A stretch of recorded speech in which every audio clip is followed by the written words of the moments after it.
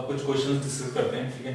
तो first question आया है, is attraction is the true test of electrification. जैसे हमें पता है दो अगर सेम चार्ज होते हैं तो वो रिपेल करते हैं और दो जो अपोजिट चार्ज होते हैं वो अट्रैक्ट करते हैं, ठीक है। जैसे पॉजिटिव और नेगेटिव अगर अपोजिट चार्जेस हैं तो ये एक दूसरे को क्या करेंगे, अट्रैक्ट करेंगे, ठीक है। Unlike charges attract each other, like charges repel each other, ठीक है। तो क्वेश्चन ये पूछा जा रहा है कि अगर दो चार्ज एक दूसरे को अट्रैक्ट कर रहे हैं तो क्या ये ट्रू है, तो क्या यहाँ से ये कन्फर्म कर सकते हैं कि दोनों ऑब्जेक्ट्स चार्ज होंगे। समझो दो ऑब्जेक्ट्स हैं, एक ऑब्जेक्ट ए है और एक ऑब्जेक्ट बी है, ठीक है। और ये एक दूसरे को अट्रैक्ट कर रहे हैं, ये इसको अट्रैक्ट कर रहा है, ये इसको अट्रैक्ट कर रहा है। इसका मतलब क्या ये हम कह सकते हैं कि दोनों इलेक्ट्रिफाइड हैं, दोनों चार्ज हैं, दोनों स्फीयर, ठीक है। तो वही क्वेश्चन पूछा गया है, is attraction is the true test of electrification. अगर कोई चार्ज ऑब्जेक्ट है और आपके पास एक और ऑब्जेक्ट है, आपको पता नहीं है वो चार्ज है कि अनचार्ज है, और आप उसके पास लेके जा रहे हो और आपका ऑब्जेक्ट अट्रैक्ट हो रहा है, तो क्या ये इससे आप भी कंफर्म कर सकते हो कि ये जो ऑब्जेक्ट होगा वो चार्ज होगा, क्योंकि वो दूसरे चार्ज ऑब्जेक्ट के साथ अट्रैक्ट हो रहा है, तो इस पे भी चार्ज होगा, ये भी चार्ज होगा, ठीक। तो वो पूछा गया, is attraction is the true test of electrification. तो इसका आंसर है नो। क्यों, अब आप समझना है इसको ढंग से। मान लिया एक पॉजिटिवली चार्ज ऑब्जेक्ट है, ठीक है, और हम इसके पास एक नेगेटिवली चार्ज ऑब्जेक्ट लेके आए तो ये अट्रैक्ट होगा। ये पॉजिटिवली चार्ज ऑब्जेक्ट है और हमारे पास एक और ऑब्जेक्ट है, हमें पता नहीं है इस पे चार्ज कैसा है चार्ज के नहीं है, और हम इसको किसी चार्ज ऑब्जेक्ट के पास लेके आए तो वो अट्रैक्ट हुआ, इस पे नेगेटिव चार्ज है, ये अट्रैक्ट हुआ, ठीक है। तो ये चार्ज है, ठीक है। लेकिन ऐसा भी हो सकता है कि अगर हम कोई ऑब्जेक्ट लेके आए और ये अनचार्ज हो, लेकिन इस पॉजिटिव चार्ज की वजह से यहाँ पे कैसा चार्ज इंड्यूस हो जाए, नेगेटिव, और इसके अपोजिट में फिर कैसा चार्ज इंड्यूस हो जाएगा, पॉजिटिव, ठीक है। तो अब जरा देखो यहाँ पे कौन कौन से फोर्सेस लग रहे हैं। तो इस पॉजिटिव और इस नेगेटिव के बीच में फोर्स ऑफ अट्रैक्शन रहेगा, और इस पॉजिटिव और इस पॉजिटिव के बीच में फोर्स ऑफ रिपल्शन रहेगा, ठीक है। लेकिन कौन सा फोर्स ज्यादा होगा इसमें, ये जो पॉजिटिव और नेगेटिव के बीच में ये जो फोर्स है, ये फोर्स ज्यादा होगा क्योंकि यहाँ पे डिस्टेंस कम है, ये दोनों चार्जेस क्या है, पास पास हैं, तो इनका जो अट्रैक्शन का फोर्स है वो क्या होगा, ज्यादा है। और ये जो रिपल्शन का फोर्स है वो स्लाइटली कम होगा क्योंकि ये पॉजिटिव चार्ज और ये पॉजिटिव चार्ज के बीच में डिस्टेंस थोड़ी ज्यादा है। तो ओवरऑल कौन सा फोर्स ओवर पावर कर जाएगा इसमें, ठीक है। एक अट्रैक्शन का फोर्स, एक रिपल्शन का फोर्स, ठीक है। तो इस केस में जो अट्रैक्शन का फोर्स है वो ज्यादा है क्योंकि डिस्टेंस कम है, जो रिपल्शन का फोर्स है वो कम है क्योंकि यहाँ पे डिस्टेंस ज्यादा है। तो ओवरऑल इसमें कैसा फोर्स लगेगा अट्रैक्शन का, तो ओवरऑल अगर पूछा जाएगा तो ये ऑब्जेक्ट इसकी तरफ अट्रैक्ट हो जाएगा। लेकिन क्या ये चार्ज ऑब्जेक्ट है, नहीं, इस पे नेट चार्ज कितना है, 0, ठीक है।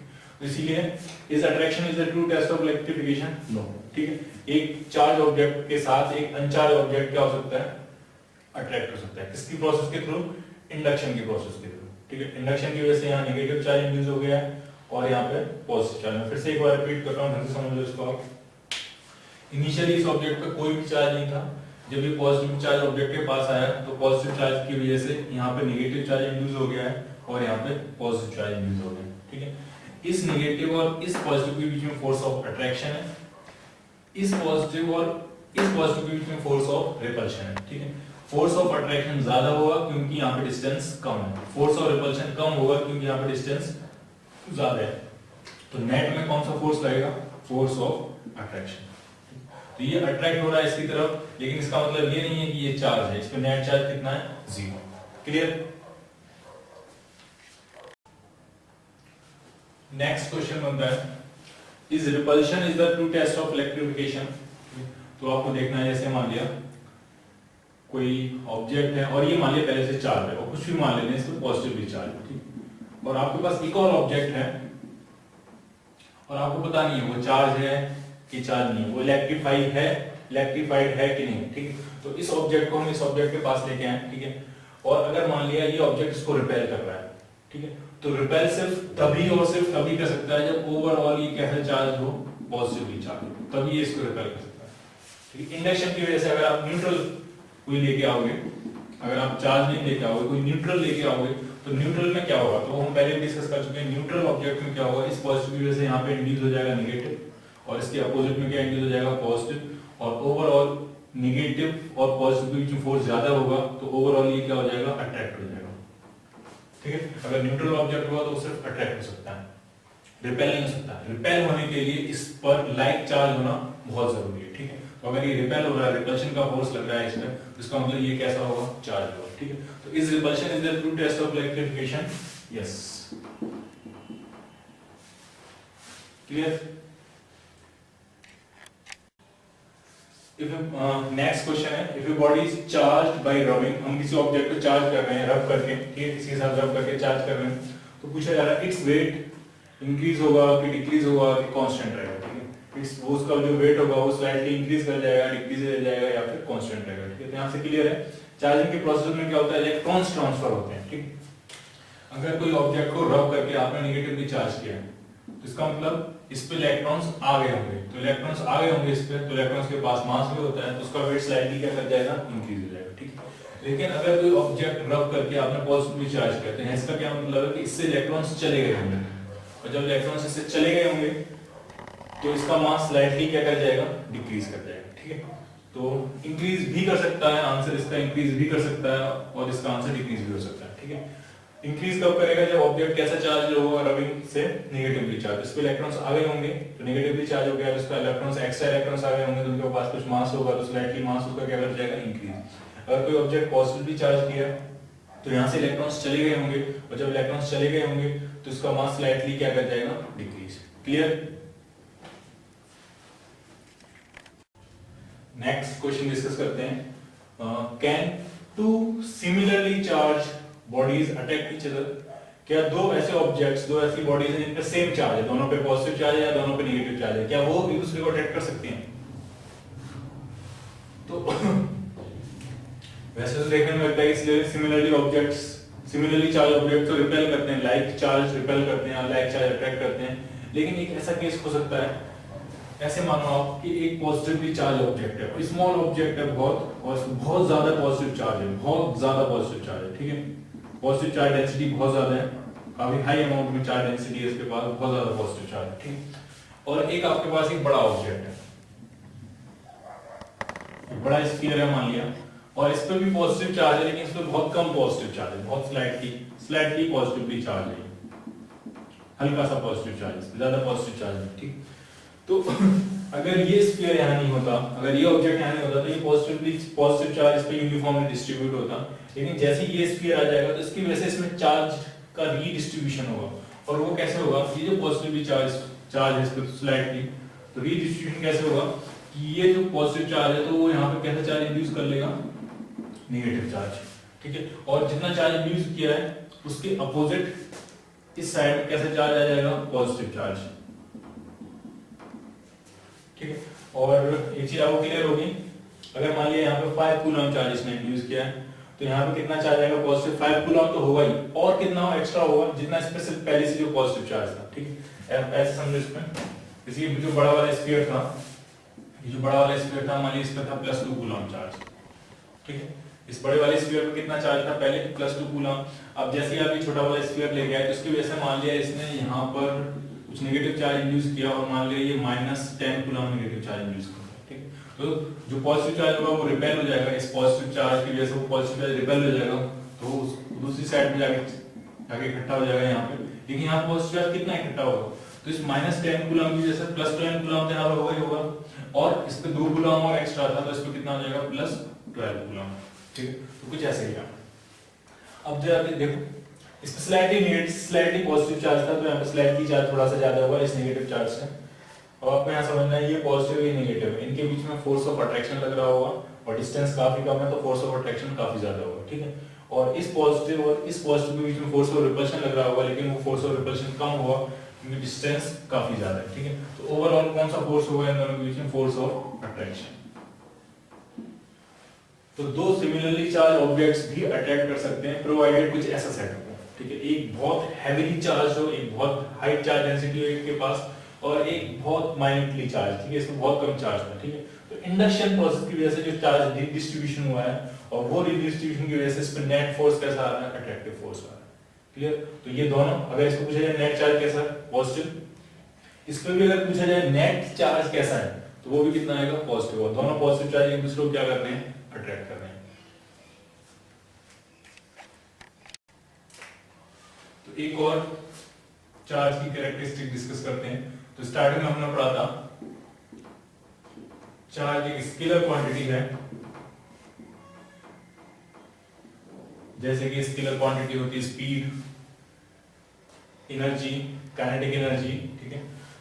तो ये चार्ज एक स्केलर क्वांटिटी है, लेकिन चार्ज के पास एक और स्पेशल प्रॉपर्टी होती है कि चार्ज फ्रेम ऑफ रेफरेंस पे डिपेंड नहीं करता है, ठीक है। आप ऐसे समझो, ठीक है। जैसे कोई और स्केलर क्वांटिटी लेते हैं, जैसे मान लीजिए स्पीड, ठीक है, स्पीड ले लेते हैं, कोई ऑब्जेक्ट है और वो इस तरह मूव कर रहा है और कितनी स्पीड है उसके पास 2 मीटर्स पर सेकंड, ठीक है। तो ये जो इसकी स्पीड है, ये स्पीड फ्रेम ऑफ रेफरेंस पे डिपेंड करेगी। अगर कोई पर्सन ग्राउंड पे खड़ा है तो वो कहेगा कि ये पर्सन के इस ऑब्जेक्ट के पास कितनी स्पीड है 2 मीटर पर सेकंड। लेकिन अगर कोई पर्सन किसी मूविंग प्लेटफॉर्म पे है और ये प्लेटफॉर्म भी मूव कर रहा है मान लिया 2 मीटर पर सेकंड से, मान लिया, तो ये पर्सन ये कहेगा कि इसकी स्पीड कितनी है 0, ठीक है। इस पर्सन के रिस्पेक्ट में पार्टिकल मूव नहीं कर रहा होगा क्योंकि वो पार्टिकल भी आगे जा रहा है 2 मीटर पर सेकंड से और जो पर्सन है वो भी आगे जा रहा है 2 मीटर पर सेकंड से। तो पर्सन ये कहेगा कि जो पार्टिकल है वो उसके रिस्पेक्ट में क्या है, रेस्ट में, ठीक है। लेकिन जो पर्सन ग्राउंड में खड़ा है वो कहेगा कि पार्टिकल इस तरह मूव कर रहा है 2 मीटर पर सेकंड से। तो जो स्पीड है वो स्केलर क्वांटिटी है, लेकिन स्पीड इस बात पे डिपेंड करती है कि आपका फ्रेम ऑफ रेफरेंस क्या है, ठीक है। किसी फ्रेम ऑफ रेफरेंस में कुछ और स्पीड आएगी, किसी फ्रेम ऑफ रेफरेंस में कुछ और स्पीड आएगी, ठीक है। तो ये जो स्केलर क्वांटिटी है फ्रेम ऑफ रेफरेंस पे डिपेंड करती है, लेकिन चार्ज एक ऐसी स्केलर क्वांटिटी है जो फ्रेम ऑफ रेफरेंस पे डिपेंड नहीं करती है। अगर इस ऑब्जेक्ट पे चार्ज है मान लीजिए +1 कूलम, तो आप इस पर्सन से पूछोगे तो ये भी कितना चार्ज बताएगा +1 कूलम, और इस पर्सन के रिस्पेक्ट में भी कितना चार्ज होगा 1 कूलम, ठीक है। ये फ्रेम ऑफ रेफरेंस पे डिपेंड नहीं करता है, क्लियर। कूलम्ब्स लॉ पढ़ते हैं, ठीक है। तो ये कूलम्ब्स लॉ आपको बताता है कि दो चार्जेस जो कुछ डिस्टेंस पर रखे हैं उनके बीच में कितना फोर्स लगेगा, ठीक है। तो कुछ पॉइंट्स आपको ध्यान रखने हैं।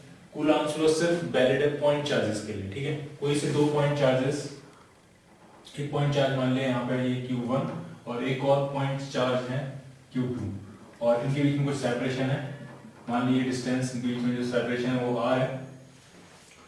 तो इनके बीच में कितना फोर्स लगेगा, वो फोर्स अट्रैक्टिव होगा और रिपल्सिव होगा, वो सब मिलता है आपको कूलम्ब्स लॉ से, ठीक है। तो ये इसका एक्सपेरिमेंटल प्रूफ है। और ध्यान रखना पहला पॉइंट, ये हमेशा किसके लिए ट्रू होता है, पॉइंट चार्जेस के लिए, या फिर अगर चार्जेस बड़े हैं तो उनके बीच में जो डिस्टेंस है, इनके बीच में जो सेपरेशन है वो इतना ज्यादा होना चाहिए ताकि वो कैसे बिहेव करे पॉइंट चार्जेस की तरह, ठीक है। तो ये सिर्फ रहेगा पॉइंट चार्जेस के लिए, ठीक। तो एक्सपेरिमेंटली ये फाइंड किया गया कि अगर दो पॉइंट चार्जेस हैं Q1 और Q2 तो इनके बीच में जो फोर्स लगता है इलेक्ट्रोस्टैटिक फोर्स, वो प्रोपोर्शनल होगा इन चार्जेस के प्रोडक्ट के, Q1 into Q2, ठीक है।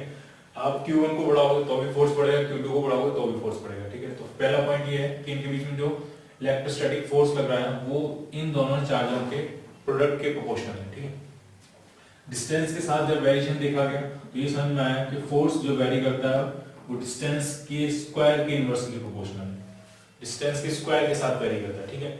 और इनवर्सली वेरी कर रही है, आप डिस्टेंस बढ़ाओगे तो फोर्स क्या होता जाएगा, डिक्रीज होता जाएगा, ठीक है। तो इन दोनों को अगर हम कंबाइन करेंगे तो नेट जो फोर्स का एक्सप्रेशन आएगा, ये इलेक्ट्रोस्टैटिक फोर्स है बिटवीन टू पॉइंट चार्जेस, ध्यान रखना ये पॉइंट चार्जेस के लिए वैलिड है सिर्फ एक्सप्रेशन, तो हो जाएगा Q1 Q2 upon R²। Proportionality हटाएंगे इसमें से, प्रोपोर्शनलिटी को रिमूव करके इक्वलिटी में अगर कन्वर्ट करेंगे इसको तो एक कांस्टेंट से मल्टीप्लाई होता है K, वही फॉर्मूला बन गया आपका। K की वैल्यू डिपेंड करती है किस मीडियम में ये दोनों चार्जेस रखें, ठीक है। ये दोनों चार्जेस वैक्यूम में रखें तो कुछ और होगा, वाटर में रखें दोनों चार्जेस तो कुछ और होगा, किसी और ऑयल में, ग्रीस, किसी और मीडियम में रखें तो कुछ और होगा, ठीक है। तो K की वैल्यू इस बात पर डिपेंड करती है कि इन दोनों चार्जेस के बीच में जो इंटरवीनिंग मीडियम है वो क्या है, ठीक है। तो हम एयर या वैक्यूम के लिए देखेंगे तो K की वैल्यू होती है 1/4πε0 और ये वैल्यू आती है 9 × 10⁻⁹, ठीक है। यूनिट्स अगर आपको K की यूनिट्स देखनी है तो K कांस्टेंट है लेकिन डायमेंशन लेस कांस्टेंट नहीं, यूनिट लेस कांस्टेंट नहीं, उसके पास कुछ यूनिट है और यूनिट क्या होगी, इधर फोर्स है।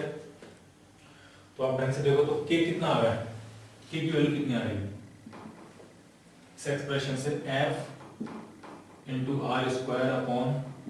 Q1 × Q2। तो ये न्यूटन × मीटर स्क्वायर पर कूलम स्क्वायर, ठीक है। तो इसकी जो यूनिट बनेगी के की, वो बनेगी न्यूटन इंटू मीटर स्क्वायर पर कूलम स्क्वायर। क्लियर है ये? F force newton, distance metre, metre square, और ये coulomb into coulomb, coulomb square. तो मैं फिर से रिपीट कर रहा हूँ, कूलम्स लॉ सिर्फ और सिर्फ वैलिड है पॉइंट चार्जेस के लिए, ठीक है। दोनों Q1 और Q2 क्या होनी चाहिए? Point charges. या अगर पॉइंट चार्जेस नहीं है, कुछ स्फेरिकल चार्जेस है, बड़े चार्जेस है, तो उनके बीच में सेपरेशन इतना ज्यादा होना चाहिए कि ये कैसे बिहेव करें पॉइंट चार्जेस की तरह, ठीक है। तो फोर्स का फॉर्मूला क्या है? जो इलेक्ट्रोस्टैटिक फोर्स लग रहा है K Q1 Q2 upon R square. K constant है, लेकिन ये डायमेंशनलेस कांस्टेंट नहीं है, यूनिटलेस कांस्टेंट नहीं है। इसकी यूनिट होगी न्यूटन मीटर स्क्वायर पर सेंटीमीटर स्क्वायर। क्लियर है? और K डिपेंड करता है कि मीडियम पे डिपेंड करता है, ठीक है। K मीडियम की प्रॉपर्टी है, अगर ये दोनों चार्जेस किस मीडियम में रखें उसके हिसाब से K की वैल्यू चेंज करें, ठीक है। ज्यादातर क्वेश्चंस में चार्जेस रखे होंगे एयर में या वैक्यूम में, तो एयर और वैक्यूम के लिए K होता है 1/4/ε0, और ε0 क्या होता है वो आगे डिस्कस करेंगे। और इसकी वैल्यू होती है 9 × 10⁹, और यूनिट आप यहाँ से देखो, K की unit newton into metre square पर कूलम स्क्वायर। क्लियर है ये? Force newton, distance metre square पर कूलम स्क्वायर।